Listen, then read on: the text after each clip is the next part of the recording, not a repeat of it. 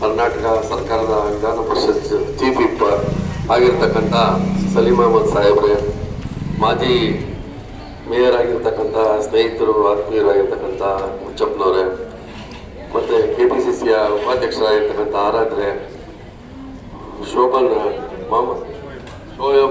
ಅಹಮದ್ ಅವರೇ, ಹಾಗೂ ಬ್ಲ್ಯಾಕ್ ಕಾಂಗ್ರೆಸ್ ಅಧ್ಯಕ್ಷರಾದ ರಾಮಕೃಷ್ಣ ಅವರೇ, ಸುಧೀಂದ್ರ ಅವರೇ, ಕುಮಾರೇಗೌಡ್ರೆ, ಬಾಲಣ್ಣ ಅವರೇ, ಶೇಖರ್ ಅವರೇ, ಪುರುಷೋತ್ತಮ್ ಅವರೇ, ಭಾರತಕ್ ಅವರೇ, ನರಸಿಂಹಣ್ಣವರೇ, ಮತ್ತೆ ಮುಖ್ಯವಾಗಿ ಈ ಕಾರ್ಯಕ್ರಮದ ಪ್ರಭಾರಿಗಳು, ಈ ಕಾರ್ಯಕ್ರಮದ ನೇತೃತ್ವವನ್ನು ವಹಿಸಿಕೊಂಡು ಇವತ್ತು ಬಡವರಿಗೋಸ್ಕರ ಒಂದು ಆರೋಗ್ಯ ಶಿಬಿರವನ್ನು ಏರ್ಪಡಿಸಿರ್ತಕ್ಕಂಥ KPCCಯ ಪ್ರಧಾನ ಕಾರ್ಯದರ್ಶಿ ಹಾಗೂ ಈ ಭಾಗದ ನಾಯಕರು ಆಗಿರ್ತಕ್ಕಂಥ ನನ್ನ ಹೆಚ್ಚಿನ ಸ್ನೇಹಿತರಾದ ಶಿವಕುಮಾರ್ ಅವರೇ, ಇಲ್ಲಿ ಈಗಾಗಲೇ ನಮ್ಮ ಸಲೀಂ ಅಹಮದ್ ಸಾಹೇಬರು ವಿವರವಾಗಿ ಈ ಕಾರ್ಯಕ್ರಮದ ಬಗ್ಗೆ, ನಮ್ಮ ರಾಷ್ಟ್ರ ನಾಯಕರ ಬಗ್ಗೆ ಎಲ್ಲ ವಿವರವಾಗಿ ಹೇಳಿದ್ದಾರೆ.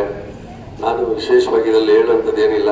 ಮುಂದಿನ ದಿನಗಳಲ್ಲಿ ಶಿವಕುಮಾರ್ ಅವರು ಇವತ್ತು ಖರ್ಗೆ ಅವರ ಜನ್ಮದಿನಾಚರಣೆ ಯಾವ ರೀತಿ ಬಹಳ ಬಡವರಿಗೋಸ್ಕರ ಈ ಕಾರ್ಯಕ್ರಮ ಆಯೋಜಿಸಿದ್ದಾರೆ, ಅದೇ ರೀತಿ ರಾಜ್ಯದಲ್ಲಿ ಇವತ್ತು 5 ಗ್ಯಾರಂಟಿ ಕಾರ್ಡ್ಗಳನ್ನ ಕೊಟ್ಟು ತಮ್ಮೆಲ್ಲರಿಗೂ ಬಡವರ ಸೇವೆ ಮಾಡ್ತಕ್ಕಂಥ ಸಿದ್ದರಾಮಯ್ಯನವರು, DK ಶಿವಕುಮಾರ್ ಅವರ ನೇತೃತ್ವದಲ್ಲಿ ಈ ಭಾಗದಲ್ಲಿ ಆಗಬೇಕಾದಂಥ ಬಡಜನರ ಸೇವೆಗೆ ನಾನು ಮತ್ತು ಶಿವಕುಮಾರ್ ಅವರು ಮತ್ತೆಲ್ಲ ಈ ಕಾಂಗ್ರೆಸ್ ಕಾರ್ಯಕರ್ತರು ನಿಮ್ಮ ಸೇವೆಗೆ ಮೀಸಲಾಗಿರ್ತೀರಿ. ಮತ್ತು ಮುಂದೆ ಬರುವಂಥ ದಿನಗಳಲ್ಲಿ ನಮ್ಮ ಶಿವಕುಮಾರ್ ಅವರಿಗೆ ತಾವೆಲ್ಲ ಆಶೀರ್ವಾದವನ್ನು ಮಾಡಬೇಕಾದಂಥ ಸಂದರ್ಭ ಬರುತ್ತೆ. ಖಂಡಿತ ತಾವೆಲ್ಲ ಆಶೀರ್ವಾದ ಮಾಡಿದ್ರೆ ಇನ್ನೂ ಈ ಥರ ಹೆಚ್ಚಿನ ಬಡವರ ಸೇವೆ ಮಾಡಲಿಕ್ಕೆ ಅವರಿಗೆ ಇನ್ನೂ ಶಕ್ತಿ ತುಂಬಿದಂಗಾಗುತ್ತೆ. ನಮ್ಮ ಕಾಂಗ್ರೆಸ್ ಪಕ್ಷ ಬಡವರ ಸೇವೆಗಾಗಿ ಮಾಡಿರ್ತಕ್ಕಂಥ ಈ ಅನೇಕ ಕಾರ್ಯಕ್ರಮಗಳು ಇವತ್ತು ಆರೋಗ್ಯ ಕ್ಷೇತ್ರದಲ್ಲಿ ದಿನೇಶ್ ಗುಂಡೂರಾಯರವರು ಬಹಳ ವಿಶೇಷವಾಗಿ ಕಾಳಜಿ ವಹಿಸಿ ಕೆಲಸವನ್ನ ರಾಜ್ಯಾದ್ಯಂತ ಮಾಡ್ತಾ ಇದ್ದಾರೆ. ಹಾಗಾಗಿ ಏನು ಸಲೀಂ ಅಹಮದ್ ಸಾಹೇಬ್ರು ಹೇಳಿದ್ರು, ತಮ್ಮ ಪರಿಸರ ಸುತ್ತಮುತ್ತ ಸ್ವಚ್ಛವಾಗಿ ಇಡೋದ್ರ ಮುಖಾಂತರ ಆ ಡೆಂಗ್ಯೂ ಜ್ವರವನ್ನ ತಾವೆಲ್ಲರೂ ಒಂದು ಮುನ್ನೆಚ್ಚರಿಕೆಯಿಂದ ಇರ್ತಕ್ಕಂಥ ಒಂದು ಸಂದರ್ಭ. ಈ ಸ್ವಚ್ಛವಾಗಿ ಇಟ್ಕೊಂಡ್ರೆ ಖಂಡಿತ ಯಾರಿಗೂ ಆರೋಗ್ಯದ ಮೇಲೆ ದುಷ್ಪರಿಣಾಮ ಬೀರಲ್ಲ ಅಂತ ಹೇಳಿ ಸಂದರ್ಭದಲ್ಲಿ ಹೇಳ್ತಾ ನಾನು ಮಾತಾಡ್ಲಿಕ್ಕೆ ಅವಕಾಶ ಮಾಡಿಕೊಟ್ಟಂತ ನಮ್ಮ ವೇದಿಕೆ ಎಲ್ಲ ನಾಯಕರಿಗೆ ಹೊಂದಿಸಿ ನಾನು ಮಾತನಾಡಿದ್ದೇನೆ. ಜೈ ಹಿಂದ್, ಜೈ ಕಾಂಗ್ರೆಸ್. ಶಿವಕುಮಾರ್ ಅವರು ಇವತ್ತೊಂದು ದಿವಸ ನಮ್ಮ ACC ಅಧ್ಯಕ್ಷರಾದಂಥ ಸನ್ಮಾನ್ಯ ಮಲ್ಲಿಕಾರ್ಜುನ್ ಖರ್ಗೆ ಅವರ ಹುಟ್ಟುಹಬ್ಬದ ಪ್ರಯುಕ್ತ ಇವತ್ತು ಒಂದು ಹೆಲ್ತ್ ಕ್ಯಾಂಪ್ನ ಆರ್ಗನೈಸ್ ಮಾಡಿದ್ದಾರೆ. ನಿಜವಾಗ್ಲೂ ಕೂಡ ಒಂದು ಒಳ್ಳೆಯ ಕಾರ್ಯಕ್ರಮ ಇದು. ಬರ್ತ್ಡೇಗೆ ಸುಮ್ಮನೆ ಫ್ಲೆಕ್ಸು ಬ್ಯಾನರು ಹಾಕೋದ್ಕಿಂತ ಇವ್ರಿಗೆ ಸಾರ್ವಜನಿಕರಿಗೆ ಅನುಕೂಲ ಆಗುವಂಥ ಕಾರ್ಯಕ್ರಮ ಮಾಡೋದ್ರ ಮುಖಾಂತರ ಇವತ್ತು ಹೆಲ್ತ್ ಚೆಕಪ್ಪು, ಇವತ್ತು ಕಣ್ಣೊಂದಿರ್ಬೋದು, ECG ಇರ್ಬೋದು, ಮತ್ತು ಶುಗರು BP ಇರೋರಿಗೆ ಎಲ್ಲರಿಗೂ ಚೆಕ್ ಮಾಡಿ ಅವ್ರಿಗೆ ಫ್ರೀ ಮೆಡಿಸಿನ್ಸ್ ಕೊಡೋ ಥರದ್ದು ಎಲ್ಲ ವ್ಯವಸ್ಥೆ ಮಾಡಿದ್ದಾರೆ. ಇಂಥ ಕಾರ್ಯಕ್ರಮಗಳು ಭಾಳ ನಡೀತಾ ಇರಬೇಕು. ಬರ್ತ್ಡೇಗೆ, ದೊಡ್ಡವ್ರ ಬರ್ತ್ಡೇಗೆ ಇವತ್ತು ನಡೀತಾ ಇದೆ. ಬರ್ತ್ಡೇ ಇಲ್ಲದೇ ಇದ್ದಾಗಲೂ ಕೂಡ ಅವಾಗವಾಗ 3 ತಿಂಗಳಿಗೆ 2 ತಿಂಗಳಿಗೆ ಒಂದೊಂದು ಈ ಥರ ಒಂದು ಕಾರ್ಯಕ್ರಮ ಮಾಡ್ತಾಯಿದ್ದಾರೆ. ರೆಗ್ಯುಲರಾಗಿ ಜನ ಅವ್ರ ಜೊತೆಲಿ ಇರ್ತಾರೆ. ಯಾವಾಗಲೂ ಜನಪ್ರತಿನಿಧಿಗಳಾಗಲಿ ಅಥವಾ ಸಾರ್ವಜನಿಕವಾಗಿ ನಾವು ಗುರುತಿಸ್ಕೊಂಡಾಗ ಜನಗಳ ಬಳಿ ಇರಬೇಕು ನಾವು. ಸೊ ಅದಕ್ಕೋಸ್ಕರ ಈಗ ನಾವು ಕಾಂಗ್ರೆಸ್ ಪಕ್ಷ ಒಂದು ಕಾರ್ಯಕ್ರಮ ಕೊಡ್ತಾಯಿದ್ವಿ ಬೂತ್ ಲೆವೆಲಲ್ಲಿ, ಒಂದು ಪ್ರಜಾ ಕುಟುಂಬ ಅಂತ ಅಂದ್ಬಿಟ್ಟು. ಅಂದರೆ ಒಂದು ಬೂತ್ ಲೆವೆಲಲ್ಲಿ ಒಂದು 50 ಫ್ಯಾಮಿಲಿಗಳು ಒಟ್ಟಿಗೆ ಸೇರುವಂಥದ್ದು. ಸೊ ಅದೇನಂತ ಅಂತಂದರೆ 50 ಫ್ಯಾಮಿಲಿಗಳನ್ನ ಕಷ್ಟ ಸುಖನ ಫಸ್ಟು ನೋಡ್ಕೊಳ್ಳೋಕ್ಕೆ ಪ್ರಾರಂಭ ಮಾಡಬೇಕು. ನಮ್ಮ ಬೂತ್ ಕಮಿಟಿಯವರು ಇರ್ಬೋದು ಅಥವಾ ವಾರ್ಡ್ ಕಮಿಟಿಯವರು ಇರ್ಬೋದು, ಅವರ ಕಷ್ಟ ಸುಖ ನೋಡ್ಕೊಳ್ಳೋದು, ಅವ್ರಿಗೆಲ್ಲ ಗ್ಯಾರಂಟಿಗಳು ಏನೇನಿದೆ ಅದೆಲ್ಲ ಬರ್ತಾ ಇದೆಯಾ, ಆಮೇಲೆ ಅವ್ರು ಬೇರೆ ದಿನನಿತ್ಯದ ಸಮಸ್ಯೆಗಳೇನಿದೆ ಅದನ್ನೆಲ್ಲ ಅಡ್ರೆಸ್ ಮಾಡೋದಕ್ಕೋಸ್ಕರ ಅದೊಂದು 50 ಫ್ಯಾಮಿಲಿಗಳು ಗ್ರೂಪ್ ಮಾಡೋದು ಫಸ್ಟು ಸಾಂಕೇತಿಕವಾಗಿ. ತದನಂತರ ಒಂದೊಂದೇ ಯಾರ್ಯಾರು ಬರ್ತೀವಿ ನಮಗೂ ಸೇರಿಸಿ, ನಮಗೂ ಏನಾದರೂ ಕರೆಂಟ್ ಫ್ರೀ ಕೊಟ್ಟಿದ್ದೀವಿ, ಸಿಗ್ತಾ ಇದೆಯೋ ಇಲ್ವೋ, ಅಥವಾ 2,000 ರೂಪಾಯಿ ಬರ್ತಾಯಿದೆ ಹೆಣ್ಮಕ್ಳಿಗೆ, ಅದು ಬರ್ತಾ ಇದೆಯೋ ಇಲ್ವೋ. ಸೊ ಆಮೇಲೆ ಇದ್ರದ್ದು ಫ್ರೀ ರೇಷನ್ನು ಅದು ಬರ್ತಾ ಇದೆಯಲ್ಲ, ಇಂಥವೆಲ್ಲ ರೆಗ್ಯುಲರಾಗಿ ಮಾನಿಟ್ರ್ ಮಾಡೋವಂಥ ಕೆಲಸ. ಅದನ್ನು ಮಾಡಿದಾಗ ಏನಾಗುತ್ತೆ, ಅವ್ರಿಗೆ ಒಂದು ಕಾನ್ಫಿಡೆನ್ಸ್ ಬಿಲ್ಡಪ್ ಆಗುತ್ತೆ, ಪರವಾಗಿಲ್ಲ ನಮ್ಮ ಪರ ಇದ್ದಾರೆ ಅಂತ. ಸೊ ಲಾಸ್ಟ್ ಮೂಮೆಂಟಲ್ಲಿ ಟಿಕೆಟ್ ತರೋದು, ಅವ್ರನ್ನ ಹೋಗಿ ನಮಗೆ ವೋಟ್ ಹಾಕಿ ಅಂತ ಹೇಳೋದು ಇದೊಂದು ಒಳ್ಳೆಯ ವ್ಯವಸ್ಥೆ ಅಲ್ಲ. ಡೆಮೋಕ್ರಸಿನಲ್ಲಿ, ಪ್ರಜಾಪ್ರಭುತ್ವದ ವ್ಯವಸ್ಥೆಯಲ್ಲಿ ಅದು ಕರೆಕ್ಟ್ ಅಲ್ಲ. ಯಾವಾಗಲೂ ಜನಗಳ ಪರ, ಜನಗಳ ಜೊತೆ ಯಾರು ಅವರ ಸಮಸ್ಯೆಗೆ ಸ್ಪಂದಿಸ್ತಾರೋ ಅಂಥವ್ರಿಗೆ ಜನ ಮನ್ನಣೆ ಕೊಡ್ತಾರೆ, ಇವತ್ತು ಕೂಡ ಅವತ್ತು ಕೂಡ ಮತ್ತು ಮುಂದೆನೂ. ಆ ಕಾರಣಕ್ಕೆ ನಾನೆಲ್ಲ ನಮ್ಮ ಕಾರ್ಯಕರ್ತರಲ್ಲಿ, ನಮ್ಮ ಲೀಡರ್ಸ್ನಲ್ಲಿ ಇವುಗಳಿಗೆ ಹೇಳೋದಿಷ್ಟೇ, ಜನಗಳ ಪರ ಇರಿ, ಅವರ ಕಷ್ಟ ಸುಖಕ್ಕೆ ನೀವೆಲ್ಲ ಜೊತೆಲಿ ನಿಂತ್ಕೊಳ್ಳಿ ಅನ್ನೋದು ನನ್ನ ರಿಕ್ವೆಸ್ಟು ಅವ್ರಿಗೆ. ನಾನು ಒಬ್ಬ KPCC ಕಾರ್ಯಾಧ್ಯಕ್ಷನಾಗಿ, ಒಬ್ಬ ಸಂಸದನಾಗಿ ನಾನು ಎಲ್ಲರನ್ನೂ ಕೇಳ್ಕೊಳ್ಳೋದಷ್ಟೇ, ದಯವಿಟ್ಟು ಆ ಕಾರ್ಯಕ್ರಮ ಕಾಂಗ್ರೆಸ್ ಪಕ್ಷ ಏನು ಕೊಡಬೇಕು ಅಂತಿದ್ದೀವಿ ಅದನ್ನು ಮಹಾಲಕ್ಷ್ಮಿ ಲೇಔಟಿಂದನೇ ಪ್ರಾರಂಭ ಮಾಡಿ, ಯಾರು ಬೇಗ ಪ್ರಾರಂಭ ಮಾಡಿದ್ರೆ ಅವ್ರು ಮುಂದಿನ ದಿನಗಳಲ್ಲಿ ಅವ್ರಿಗೆ ಒಂದು ಒಳ್ಳೆಯ ಅವಕಾಶಗಳು ಸಿಗುತ್ತವೆ ಅಂತ ನನ್ನ ಅನಿಸಿಕೆ. ಮೆಡಿಕಲ್ ವೆಚ್ಚ ತುಂಬ ದುಬಾರಿಯಾಗಿರ್ತಕ್ಕಂಥ ಈ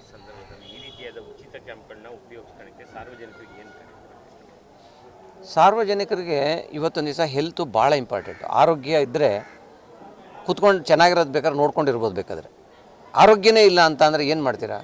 ಮಾಡೋದು ಹೋಗಲಿ, ನೋಡೋಕ್ಕೂ ಆಗಲ್ಲ ಏನೂ.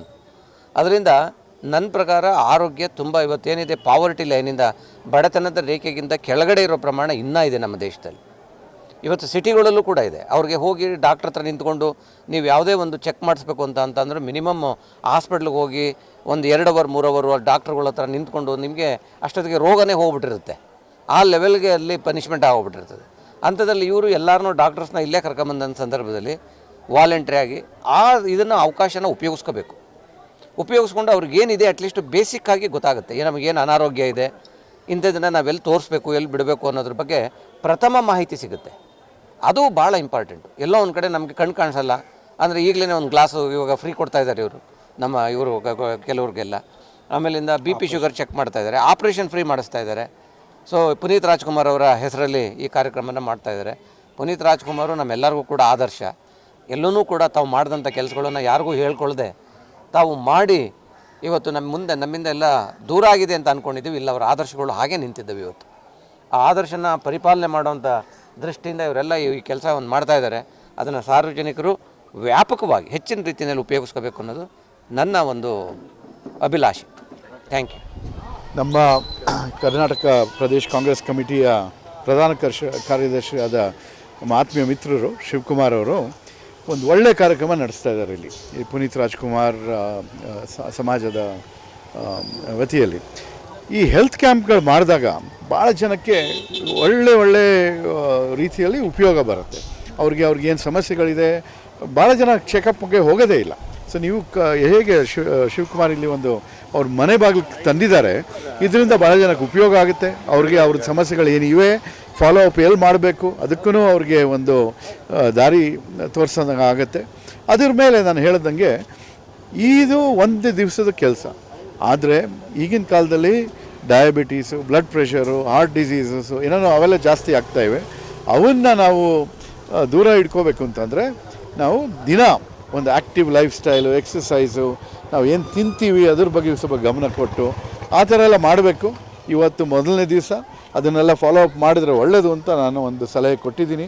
ಮಾಡ್ತಾರೆ. ಶಿವಕುಮಾರ್ಗೆ ಜನರ ಬಗ್ಗೆ, ನಗರದ ಬಗ್ಗೆ ಎಲ್ಲ ಒಳ್ಳೆ ಒಂದು ಕಾಳಜಿ ಇಟ್ಕೊಂಡು ಕೆಲಸ ಮಾಡ್ತಾಯಿದ್ದಾನೆ. ಭಾಳ ನಿಷ್ಠೆಯಿಂದ ಕೆಲಸ ಮಾಡ್ತಾಯಿದ್ದಾನೆ. ಮುಂದೆ ಇಲ್ಲಿ ಇನ್ನೂ ಒಳ್ಳೆ ಅವಕಾಶಗಳು ಸಿಗಲಿ ಅಂತ ಹಾರೈಸಿ ಮುಗಿಸ್ತೀನಿ. ನಮಸ್ಕಾರ. ಪಬ್ಲಿಕ್ಕಿಗೆ ಅವ್ರ ಹೆಲ್ತ್ ಬಗ್ಗೆ ನಾವು ಯೋಚನೆ ಮಾಡ್ತಾಯಿದ್ದೀವಿ, ಅವ್ರ ಫ್ಯೂಚರ್ ಬಗ್ಗೆ ಯೋಚನೆ ಮಾಡ್ತಾಯಿದ್ದೀವಿ, ಅವ್ರಿಗೆ ಸಮಸ್ಯೆಗಳು ಕಮ್ಮಿ ಆಗಬೇಕು ಅಂತ ನಾವು ಕೆಲಸ ಮಾಡ್ತಾಯಿದ್ದೀವಿ ಅಂತ ಆ ಒಂದು ಉದ್ದೇಶದಿಂದ ಈ ಕೆಲಸಗಳು ಮಾಡ್ತಾರೆ. ಜನ ಅದನ್ನು ಜ್ಞಾಪಕ ಇಟ್ಕೊಂಡು ಶಿವಕುಮಾರ್ ಅಂತವ್ರನ್ನ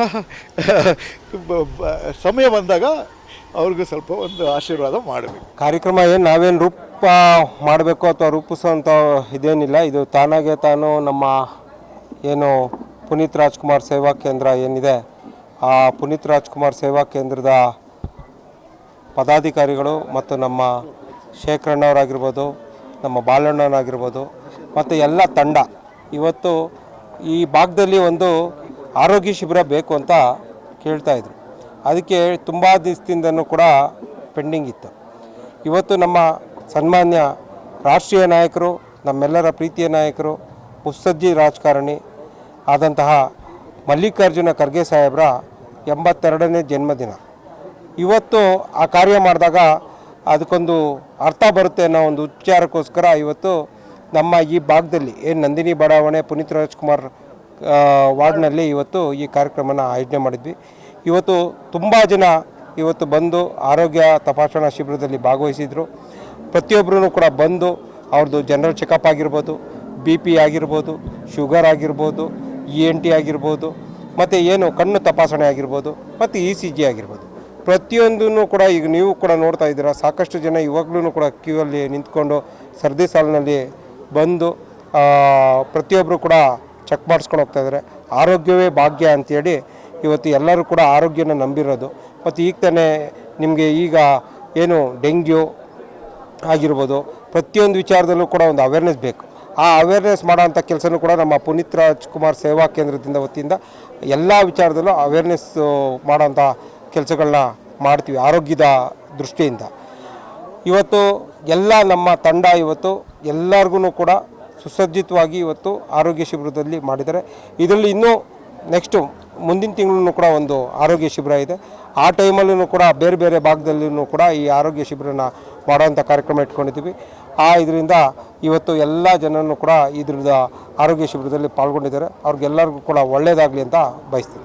ಸರ್, ಬೇರೆ ಭಾಗಕ್ಕೆ ಪುನೀತ್ ರಾಜ್ಕುಮಾರ್ ವಾರ್ಡ್ ಅಂತ ಇತ್ತು ಈ ಮುಂಚೆ, ಅದನ್ನು ಈಗ ನಂದಿನಿ ಲೇಔಟ್ ವಾರ್ಡ್ಗೆ ಮರುನಾಮಕರಣ ಆಗಿದೆ.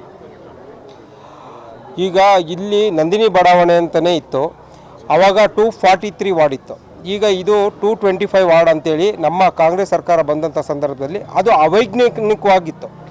ಆಗ 243 ಮಾಡಿದಂಥ ಸಂದರ್ಭದಲ್ಲಿ ಅವೈಜ್ಞಾನಿಕವಾಗಿ ವಾರ್ಡ್ನ ವಿಂಗಡಣೆ ಮಾಡಿದಂಥ ಸಂದರ್ಭದಲ್ಲಿ ನಮ್ಮ ಕಾಂಗ್ರೆಸ್ ಸರ್ಕಾರ ಬಂದಂಥ ಸಂದರ್ಭದಲ್ಲಿ ಮಾನ್ಯ ಸಿದ್ದರಾಮಯ್ಯರು ಮತ್ತು ಮಾನ್ಯ DK ಶಿವಕುಮಾರ್ ಅವರ ನೇತೃತ್ವದಲ್ಲಿ ಇವತ್ತು 225 ವಾರ್ಡ್ನ ಸೀಮಿತ ಮಾಡಬೇಕು, ಅದನ್ನು ಕರೆಕ್ಟಾಗಿ ಯಾವ ಬೌಂಡ್ರಿ ಎಲ್ಲೆಲ್ಲಿ ಫಿಕ್ಸ್ ಆಗಬೇಕು ಅಂತ ಮಾಡಿದಂಥ ಸಂದರ್ಭದಲ್ಲಿ ಡಾಕ್ಟರ್ ಪುನೀತ್ ರಾಜ್ಕುಮಾರ್ ಸಮಾಧಿ ಮತ್ತು ರಾಜ್ಕುಮಾರ್ ಸಮಾಧಿ ಮತ್ತು ಅಂಬರೀಷ್ ಅಣ್ಣವ್ರ ಸಮಾಧಿ ಎಲ್ಲ ಸಮಾಧಿನೂ ಕೂಡ ಈ ಏನು ಹೊಸದಾಗಿ ನಾಮಕರಣ ಆಗಿರುವಂಥ ಪುನೀತ್ ರಾಜ್ಕುಮಾರ್ ವಾರ್ಡ್ಗೆ ಬರುತ್ತೆ. ಈ ವಾರ್ಡ್ಗೆ ಹೆಸರಿಡುವಂಥ ಸಂದರ್ಭದಲ್ಲೂ ಕೂಡ ನಮ್ಮ ಕೇಶವಮೂರ್ತಿಯವರು ವಿಶೇಷ ಕಾಳಜಿ ವಹಿಸಿ ಇವತ್ತು ನಂದಿನಿ ಬಡಾವಣೆಗೆ ಡಾಕ್ಟರ್ ಪುನೀತ್ ರಾಜ್ಕುಮಾರ್ ಅವರು ಹೆಸರಿಡೋದಕ್ಕೆ ಅವರು ಒಂದು ಕಾರಣಭೂತರಾಗಿದ್ದರು. ಮತ್ತು ನಮ್ಮ ಮಾನ್ಯ DK ಶಿವಕುಮಾರ್ ಸಾಹೇಬ್ರೂ ಕೂಡ ಇದಕ್ಕೆ ಇದು ಮಾಡಿದ್ರು. ಮತ್ತು GC ಚಂದ್ರಶೇಖರ್ ವಿಶೇಷವಾಗಿ ನಮಗೆ ಇಲ್ಲಿ GC ಚಂದ್ರಶೇಖರ್ ಅವರು ನಮಗೆ ಈ ವಾರ್ಡ್ನ ವಿಂಗಡಣೆ ಮಾಡೋಂಥ ಸಂದರ್ಭದಲ್ಲಿ ಅವರು ನಮಗೆ ಇದು ಪುನೀತ್ ರಾಜ್ಕುಮಾರ್ ಸಮಾಧಿ ಬರ್ತಾ ಇದೆ ಅನ್ನೋ ಒಂದು ವಿಚಾರಕ್ಕೋಸ್ಕರ ಅವರು ಕೂಡ ಸಹಾಯ ಮಾಡಿದ್ರು. ಕೇಶವಮೂರ್ತಿಯವರು ಕೂಡ ಸಹಾಯ ಮಾಡಿದ್ರು. ಮತ್ತು ಈ ಏನು ಒಂದು ಪುನೀತ್ ರಾಜ್ಕುಮಾರ್ ಅವರ ಹೆಸರು ಶಾಶ್ವತವಾಗಿ ಇರಬೇಕು ಅನ್ನೋ ಒಂದು ಉದ್ದೇಶಕ್ಕೋಸ್ಕರ ನಂದಿನಿ ಬಡಾವಣೆಗೆ ಪುನೀತ್ ರಾಜ್ಕುಮಾರ್ ಅವ್ರ ಹೆಸರು ಬಂದಿದೆ. ಅದು ಸರ್ವೇ ಸಾಮಾನ್ಯ ಅಲ್ಲ. ಈಗ 240 ಹಿಂದೆ ಇದ್ದಂಥ ಸಂದರ್ಭದಲ್ಲಿ 198 ವಾರ್ಡ್ ಇತ್ತು. 198 ವಾರ್ಡ್ ಇದ್ದಂಥ ಸಂದರ್ಭದಲ್ಲಿ 43 ಇತ್ತು. ಅದಾದಮೇಲೆ ಡಿಲಿಮಿಟೇಷನ್ ಎಲ್ಲ ಆದಮೇಲೆ 225 ಆದಂಥ ಸಂದರ್ಭದಲ್ಲಿ 47 ಆಗಿದೆ, ವಾರ್ಡ್ ನಂಬರ್ 47 ಆಗಿದೆ.